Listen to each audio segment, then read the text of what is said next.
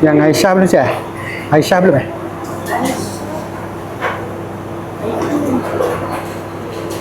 Aisyah baru masuk. Tak apalah, saya ni bagi rider lain datang eh.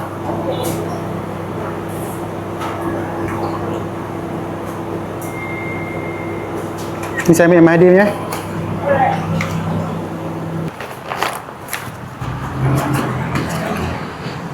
Pizza mungkin dapat order baru dia bakar kan. Roti biasanya tengok lambat sikit. Dia bukan macam ayam boleh masak siap-siap. Ni pun aku rasa customer ni pun dah tunggu dekat 1 jam aku rasa.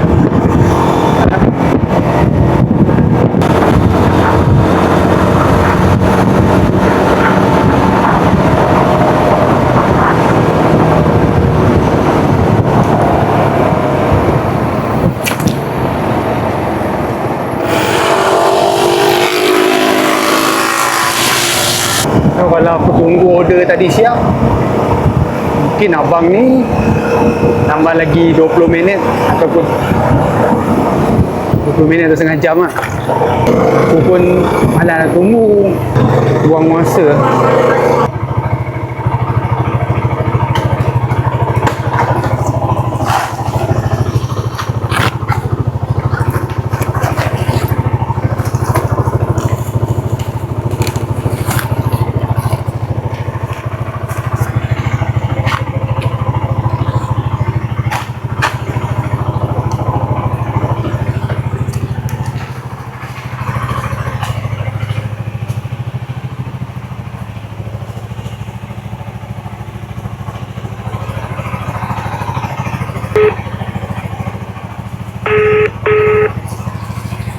Hello.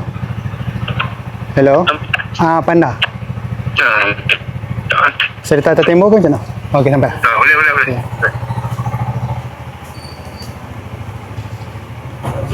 Ya. Sama.